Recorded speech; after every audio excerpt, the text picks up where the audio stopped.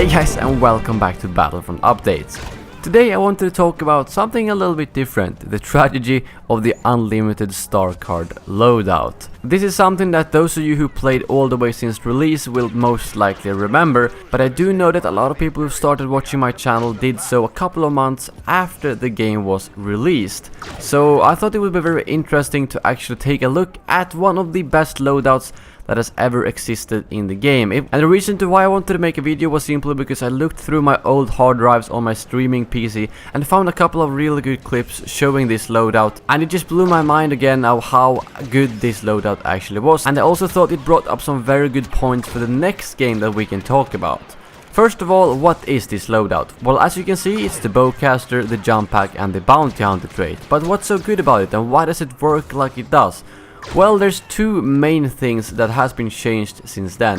First of all, the bowcaster is not at all as powerful as it used to be. Back at this time, each of the bolts in the bowcaster were so powerful that I think you only needed 2 of them to actually kill someone. So you could jump up in the air, charge it up and just fire 1 or 2 bolts and you would still kill them. Whereas right now you need to have all 5 bolts. So it was a lot more powerful back then. And secondly, the bounty hunter trait worked completely differently. At trait level 1, 2 and 3, you got a chance to get a power up whenever you killed someone, a bit like how all traits are at trait level 3 now.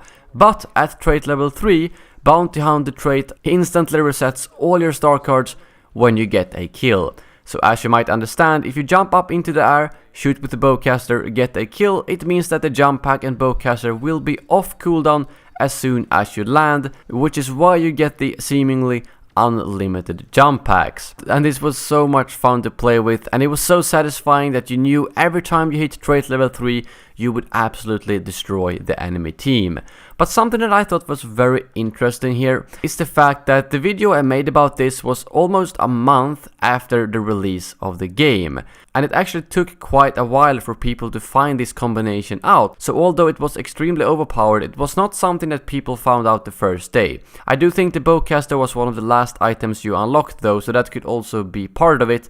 But my point is that very OP loadouts can take quite some time to find out, which is why this one was in the game at the release. But they patched it fairly quickly since it was so overpowered.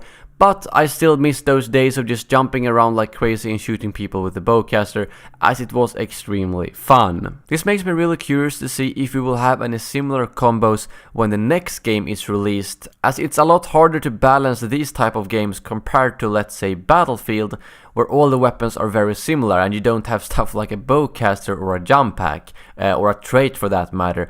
So it's going to be very interesting to see if something like this would make it into the game. And we're most likely gonna have an alpha and beta just like with the Battlefield 1 and like the last Battlefront game. So if any of those things are in the alpha or beta, it will probably be discovered, because I remember that the cycler rifle was very good in the beta and they actually nerfed it after that. So if the bounty hunter trait coupled with the jumpcaster and bowcaster would have been in the beta, it would probably have been discovered way earlier. But that is all for this video. I hope you guys enjoyed some nostalgic gameplay. Well, nostalgic, it's only 1 year and 3 months away, but I thought it was a lot of fun to watch this old gameplay, as the game was completely different compared to how it is today. Please share your favorite memories from the early stage of Battlefront in the comments below, and if you're a fairly new player to the game, what do you guys think about this gameplay?